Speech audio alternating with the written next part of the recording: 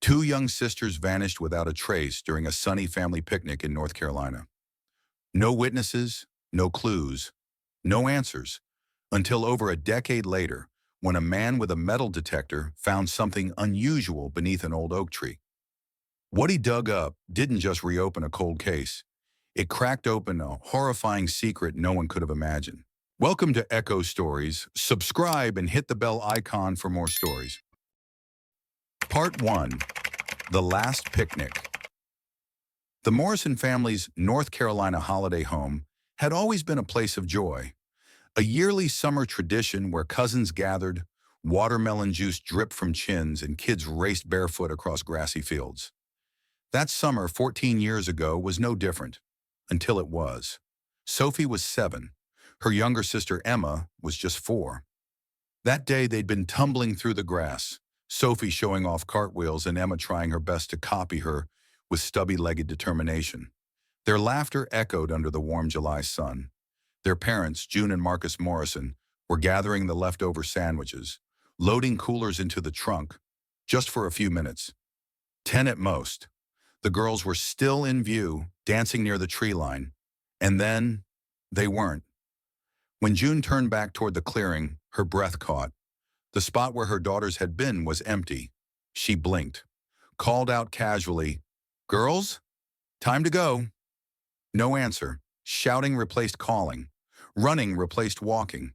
Marcus bolted through the woods while June screamed their names into the trees. But the trees only whispered back. Police arrived. Search parties combed the forest. For weeks, for miles, nothing. It was as if the earth had swallowed Sophie and Emma whole.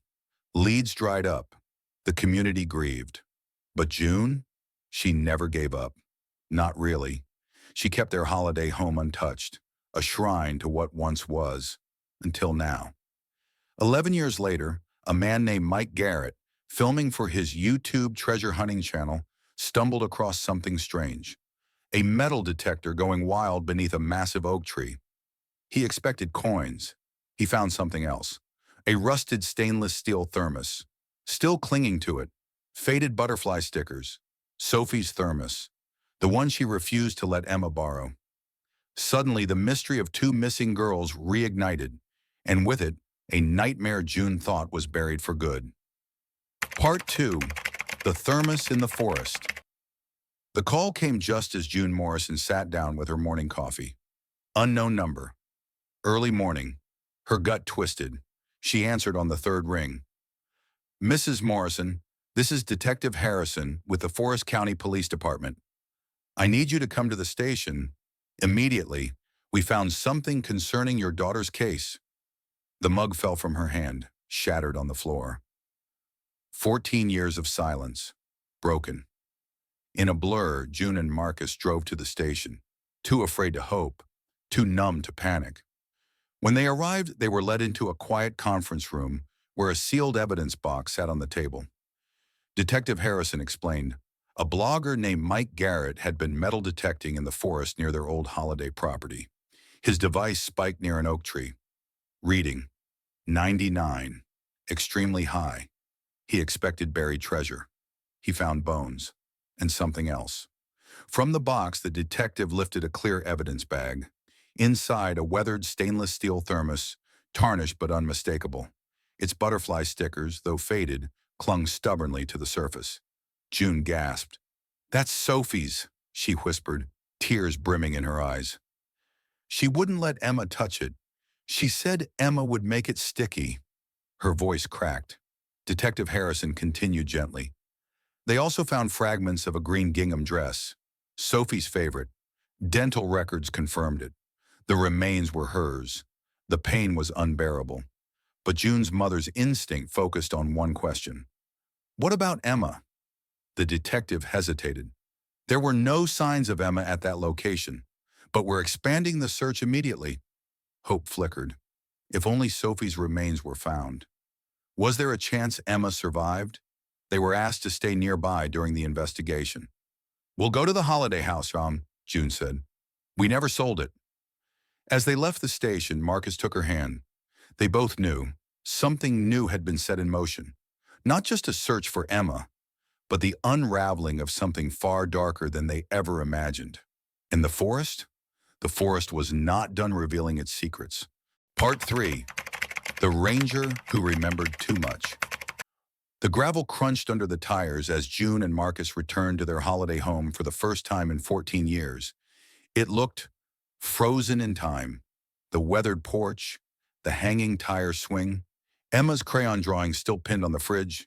They stepped through the door like ghosts, but there was no time to mourn. The search was back on. Forest rangers, volunteers, officers, and news crews now surrounded the nearby ranger station, transformed into a full-blown command center. That's when June saw him. Ranger Tom Mitchell. Older now, hair grayer, but still unmistakable. The same too helpful tone. The same way of inserting himself into every conversation. The same man who was the last official to see Sophie and Emma alive. Back then, Mitchell had been everywhere, leading searches, comforting June, suggesting theories. Too involved, she thought, too detailed in his knowledge of their routine. And now here he was again, steering search groups away from the northern forest. That area's too dangerous, Mitchell explained. Old mining shafts, unstable ground. But June remembered. There were no mining shafts, just dense trees and Sophie's favorite climbing rocks. She pulled Detective Harrison aside. Why is he directing people away from the northern section again? The detective replied cautiously. He's experienced. Knows the terrain. June pressed harder. He asked strange questions 14 years ago. He knew where the girls liked to play, their snack routines, things no ranger should know. Detective Harrison's face stayed neutral. Unless we have something concrete, then Mitchell appeared. June Morrison, he said, voice dripping with familiarity. I was so sorry to hear about Sophie. I never stopped thinking about your girls. He offered to walk her to the last spot they were seen. June stepped back instinctively. Marcus joined her. Thanks, but not today. Mitchell smiled politely, but his gaze lingered just a second too long. As he walked away, June whispered, There's something wrong with him. Marcus nodded. They didn't have proof. Not yet. But they were watching now. And if Mitchell was hiding something, the forest would eventually tell. Part 4. The Brother with a Secret. The next morning, as search crews gathered near the forest, June's brother Daniel arrived. He was visibly shaken. I came as soon as I heard, he said, pulling June into a hug. Sophie, I still can't believe it, but there's hope for Emma, right? Yes, June said. Hope is all we have. Daniel immediately jumped in to help. At the ranger station, he asked smart questions about the metal detector readings, even suggested using different frequencies to detect small personal items. Detective Harrison was impressed, but June noticed something else. Mitchell, the ranger, was watching Daniel closely. That afternoon, volunteers signed up to search different grid zones. Daniel pointed at the northern quadrant, the one Mitchell had avoided. I'll take N7, he said. That area's dangerous, Mitchell interjected. Unstable ground. I'm a mountaineer, Daniel cut him off. I can handle it. Mitchell backed down. But the tension, palpable. 3 hours into the search, someone called out, A ribbon! It was pink, faded, tangled in a low branch. Could it be Emma's? June's heart pounded. It was possible, but there was no way to be sure. Still, it gave them fuel to push on. Later that afternoon, Daniel stepped aside to make a quick run to town for supplies. I'll go with you, Marcus offered. No, you stay. I'll be faster alone. June watched him drive away, fast, too fast. Something wasn't right. A few hours later, while running an errand at the pharmacy, June spotted Daniel's SUV, parked way in the back of the lot. She went inside, expecting to see him buying snacks or water. Instead, she watched, hidden, while he unloaded a basket full of feminine hygiene products, gauze, antiseptic, rope, bottled water, enough supplies for months. And the pharmacist? That's your third huge purchase this week, she said. Daniel smiled. Just prepping for hurricane season. In the mountains, June's stomach dropped. Something was very, very wrong. Back at the house, she told Marcus, but he brushed it off. Daniel's private, overcompensating, trying to help. But June couldn't shake the feeling. Everyone was watching Ranger Mitchell. But what if the truth was much closer? Part 5. The Bunker. June couldn't sleep. Daniel's lies, his panic, the receipts, the rope, the padlocks, the third pharmacy run, and then the bunker. It was an old Cold War relic their father built decades ago. Long sealed, or so Daniel claimed. But that day, June had seen the brush cleared around it. Recently, at 3 a.m., she woke Marcus. "We need to talk," she said. "It's Daniel."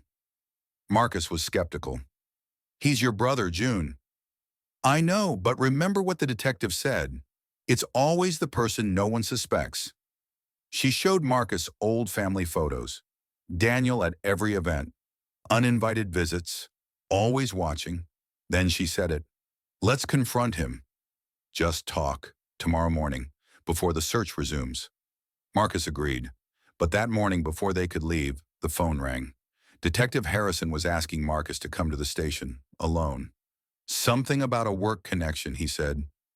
June stayed behind, but she couldn't wait. She got in the car, drove to Daniel's house. The drive was quiet, isolated, 5 acres of deep forest, no neighbors, just trees. Daniel answered the door in pajamas. "June, this early?" "We need to talk," she said. "Of course," he smiled. "Come in, I'll make tea." The house looked normal, too normal. Then she saw them, receipts on the counter, soundproofing foam, heavy-duty plastic sheeting, bleach, and in the distance, past the kitchen window, the bunker, its brush cleared, its door exposed. "What are you looking at?" Daniel asked from behind. June turned. His eyes were cold now. "You always were too nosy," he said, reaching for a knife. "Like that day at the picnic. Always so busy. You should have been watching them." June backed away. "You took them," she whispered. He didn't deny it. "I saved them," he said. And with that, he dragged her outside, toward the bunker. What June found inside would haunt her forever. A concrete room, a bed with leather straps, food, water, and in the corner, a girl, pale, thin, 18. "Uncle Danny," she said softly. "Who is this lady?" June dropped to her knees. "Emma," she whispered. "It's me. It's Mom." But Emma didn't recognize her. Daniel had brainwashed her, kept her frozen in time. "I kept her pure," he said. "Sophie was too loud, too difficult. But Emma, she forgot everything." When Daniel grabbed a tarp and rope, June snapped. She fought, got the knife, called 911. Daniel fled. The police arrived minutes later. And Emma? Emma was saved. Daniel was caught at the state line. He confessed everything. He'd taken the girls, killed Sophie when she tried to escape, hid Emma in that bunker for 14 years, raising her to believe the world didn't exist. Sophie's body near the oak tree had been deliberate, his decoy, a way to close the case and keep Emma forever. But a man with a metal detector changed all of that. At the hospital, June sat beside Emma, her daughter who didn't remember her. But as she hummed the lullaby from years ago, Emma squeezed her hand. A small sign, a spark of memory, a beginning. If this story moved you, share it. Someone out there might still be missing. And every detail counts. Like, subscribe, and comment below. What part of this story shook you the most? Thank you for watching. And remember, sometimes it takes a stranger with a metal detector to uncover the truth buried for years.